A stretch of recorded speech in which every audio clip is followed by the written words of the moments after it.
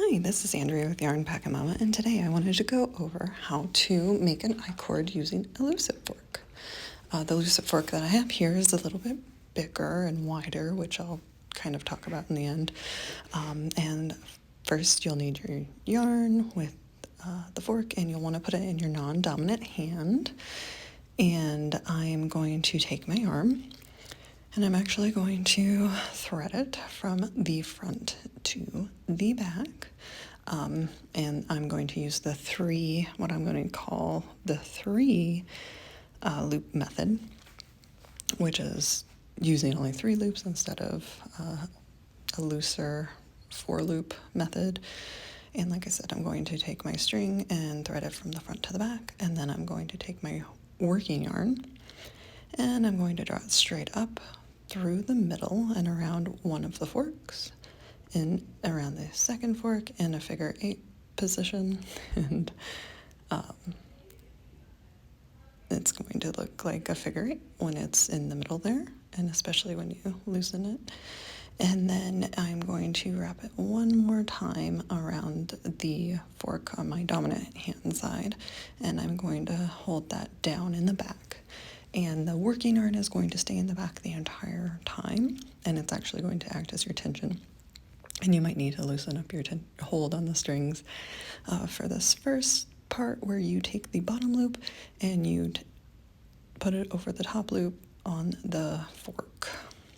And that's how you initially get started. Pull it down a little bit just to tighten things up a tiny bit.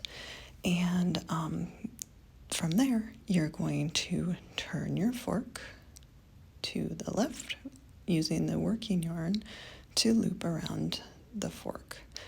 And you can hold it any way you like. That works for you.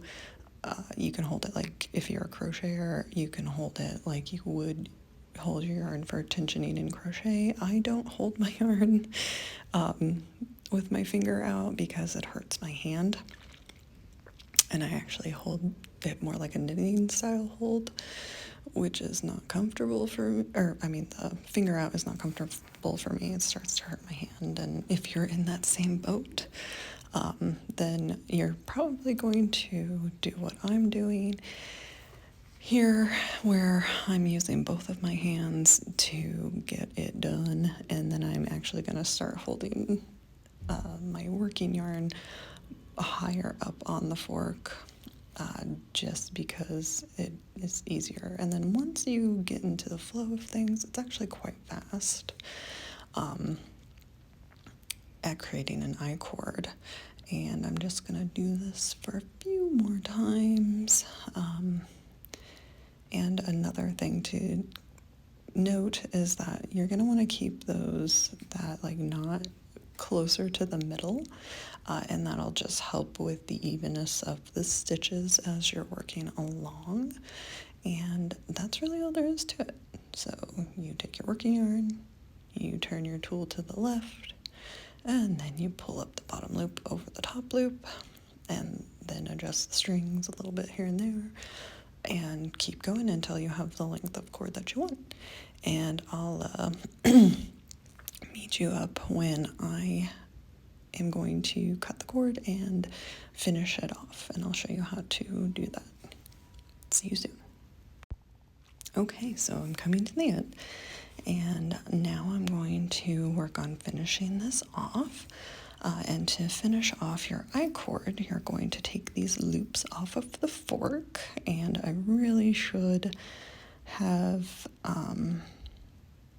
taken the cord out from the hole first before taking the loops off the fork, and also cut the working yarn as well. But that's not what I'm doing here. I am taking my loops off the hook, which puts them in a vulnerable position to be pulled out, possibly, but that's okay. So definitely recommend doing all of this before taking the loops off the hook.